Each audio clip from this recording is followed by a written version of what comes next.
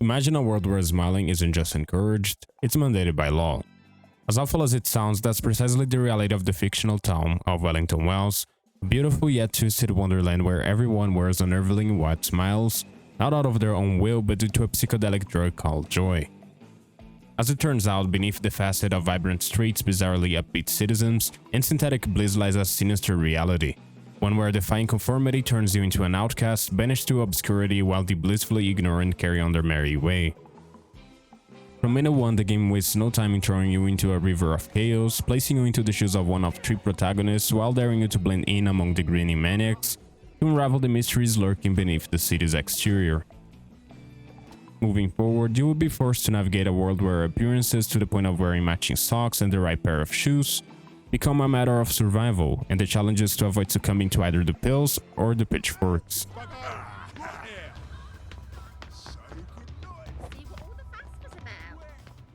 Despite the strong premise, We Happy Few has left players and critics divided. When it came out years ago, the game was plagued with an avalanche of bugs ranging from minor glitches to game-breaking issues, which made its AAA price tag extra tough to swallow. While many of the technical issues have since been ironed out, the game remains an odd raft, juggling so many systems that it often feels like it's doing too much for its own good. The result is an awkward experience that has you constantly wondering, is this worth playing? And well, the answer depends entirely on how much of sad joy you're willing to swallow. To me, it's clear that the developers aimed for their stars, but fact is, such ambition turned out to be a double-edged sword. Oh, I can't remember the last time someone came through. It's hard to sum up We Happy Few in a single phrase. It's equal parts brilliant and clumsy, and for every triumph there's a stumble. Overall, the game's lofty aspirations and chaotic execution make it a peculiar piece that can be difficult to appreciate, or at the very least while playing lucid and sobered up. Blouse. I'll meet you at the bunker after dark. Don't worry about the sentries on the bridge. I'll make sure they get a good night's sleep. Trust me, I know what I'm doing.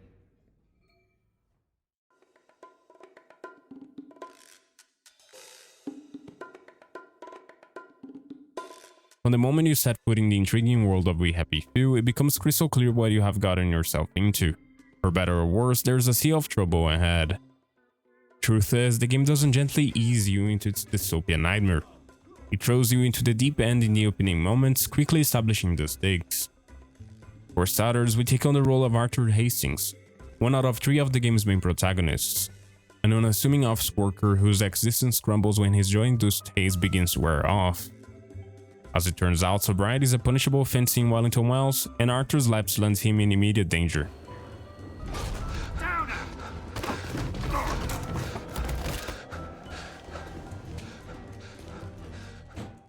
Dragged by his ankle to the bottom of society's peg in order for daring to question the status quo, Arthur now finds himself scavenging for scraps whilst being haunted by the memories of his long-lost brother Percy, who had been forcefully erased from his memory as a side effect of his years partaking in the conformity rituals.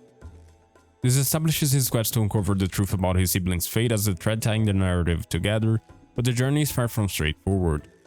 Numerous obstacles abound, and with Arthur at rock bottom, it would surely be a long climb to even the slightest semblance of control. Over here. You want to get thrashed? Come in. Come in. What lies ahead is a sprawling open world full of possibilities. Dotting the landscapes, we'll find numerous points of interest ranging from ruined buildings, abandoned shelters, and old forts to entire communities in the outskirts of town, remnants that tell the story of a society fractured by its past. It's obvious that a great deal of effort went into the visual storytelling, and it paid off with an environment made to hint at the town's history of devastation. At first glance, the whole concept feels brimming with promise, but it doesn't take long for cracks to show. Although the atmosphere initially appears throbbing with potential, it soon becomes clear that the game is merely playing a dress up, hiding its lack of depth behind a surface-level appeal. The open world structure is deceptively linear, often funneling you down predetermined paths despite the illusion of freedom. While the game's procedural generation ensures that no two adventures are identical, the downside is that the world often feels shallow, repetitive, and even artificial at times, which drains players out of the desire to explore almost entirely. That aside, with little more than fetch quests to fill the gaps between story beats, it's rather easy to feel like you're trudging through waves of filler content as opposed to actively driving the narrative forward. Many quests lack the depth or creativity to stand out, leaving them to blur together into a monotonous routine of running errands and checking off tasks just for the sake of it. In other words, what could have been an opportunity to immerse players further into the world's peculiarities often feels like little more than padding made with the sole purpose of distracting us from the central narrative. What makes this combo particularly frustrating isn't just how it curbed my excitement almost entirely, it's the lingering sense of wasted potential.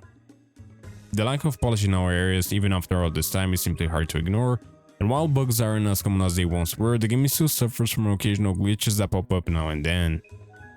All of this combined results in a game that feels like it's tripping over its own ambition, unable to reach the heights it seemed poised to achieve. Ah, that's a shame, that is. I told you to leave the moon juice alone, Eddie.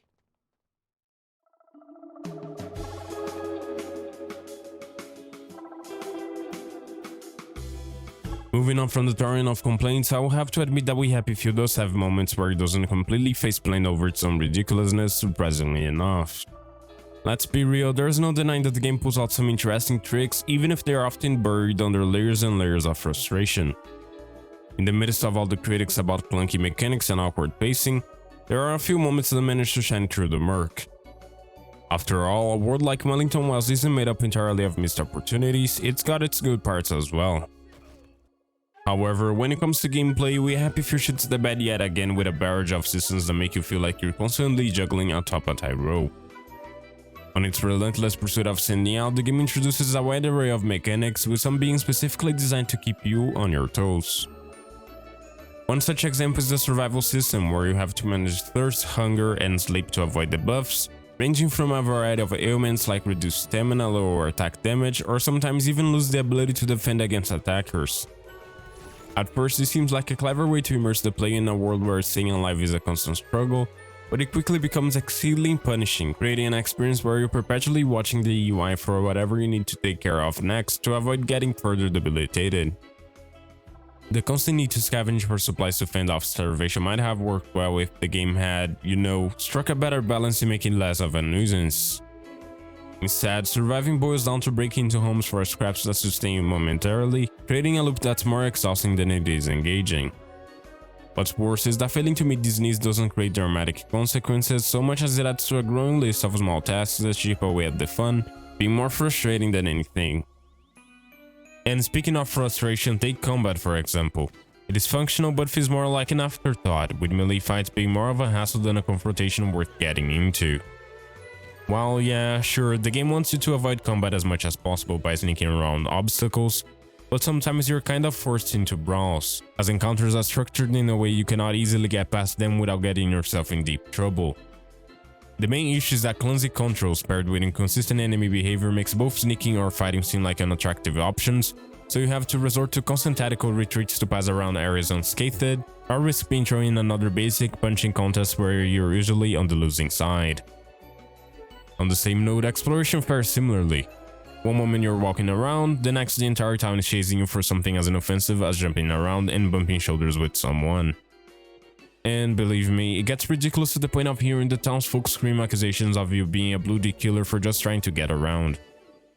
Every little misstep is extremely punishing, and avoiding minor offenses requires you to concentrate hard just to keep the hide-and-seek sequences from starting all over again. Ultimately, while these constant pressures should heighten the tension, in practice they serve only to dull the experience. Even though the concept of limited resources fits the game's premise, the cycle of having to escape from hordes of NPCs every 10 minutes gets tiring real quick.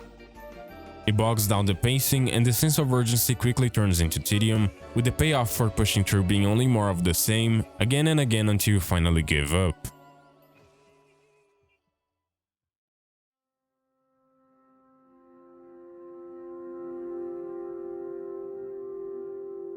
Before we draw the curtains on this review, let's step back for a moment to talk about something I genuinely appreciated about We Happy Few: the persistent glimpses of how brilliant the game could have been.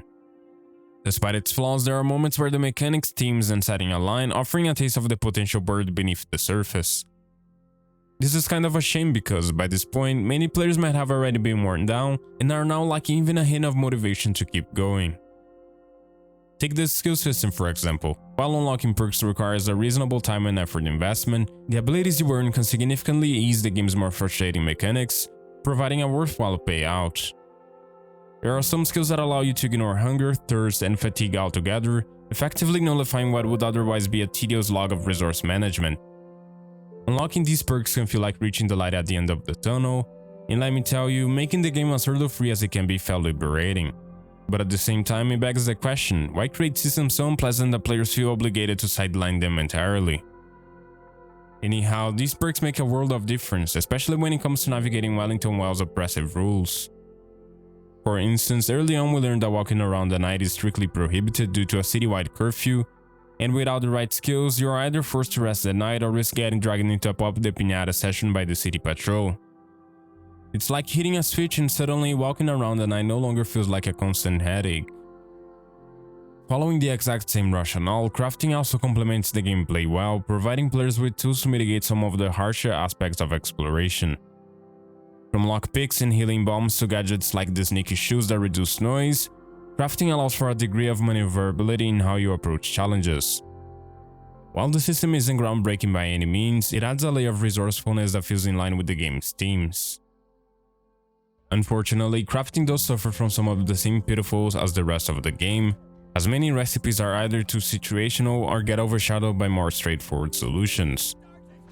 Still, when crafting works to grant us slight advantages or to create lockpicks out of hair clips to open locked doors, it works well, offering a rare sense of agency in an otherwise restrictive world. Completing quests too become far more manageable once you have unlocked key skills and gained access to better tools. Many of the game's missions feel like a chore early on, but as you gain momentum, the experience becomes more fluid. Certain perks, like those that allow you to sprint without drawing attention or pass unnoticed in hostile areas, transform even the most frustrating objectives into straightforward tasks.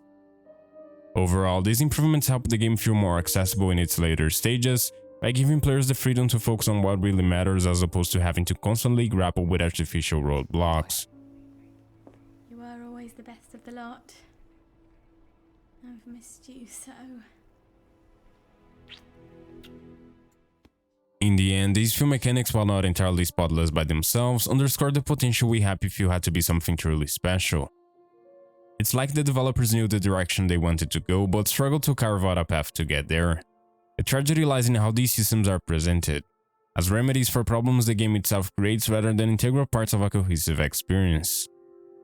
Had these mechanics been integrated from the start, we wouldn't have to wonder what could have been if the game's bold ideas had been allowed to flourish in harmony.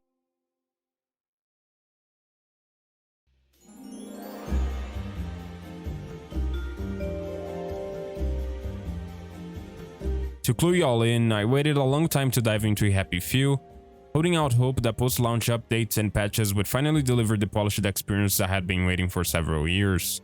Now, was it worth the wait? If you have read this far, then you know the answer is unfortunately no. Despite years of fixes, tweaks, and updates, the game still feels like a jumbled mess of missed potential. While its vibrant premise and distinctive world building initially draw you in, the underlying flaws remain too glaring to ignore, leaving an experience that's more frustrating than fun. The game feels like a glutton at an all-you-can-eat buffet, mindlessly piling its plate high with systems and ideas that seem exciting in theory, but rarely work together in practice. From survival mechanics to stealth, crafting, and combat, the game spreads itself thin across too many concepts without excelling at any of them. This scattershot approach robs the game of focus and cohesion, leaving players with a muddled experience that struggles to appeal to any specific audience. Without standout features to anchor the weight of layers upon layers of lackluster design decisions, the game becomes just like Frankenstein, a soulless patchwork of genres that never truly comes alive.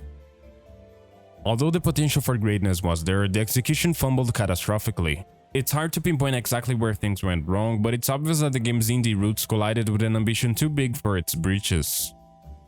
Instead of sticking to a focused vision, it tried to reach for AAA level complexity and scope without the resources or expertise to pull it off. By trading certainty for lofty goals, We Happy Few set itself on a path of no return, leaving behind a trail of good ideas that would never come to be fully realized. At its core, We Happy Few could have been something special had it stuck to its original mission, There's a quirky charm in its premise and aesthetic that might resonate with a niche audience, but its inability to stay true to itself alienates the very players who might have embraced it with open arms. As for those who manage to endure the game's frustrations and find joy within the chaos, they deserve to earn the title of the happy few among us.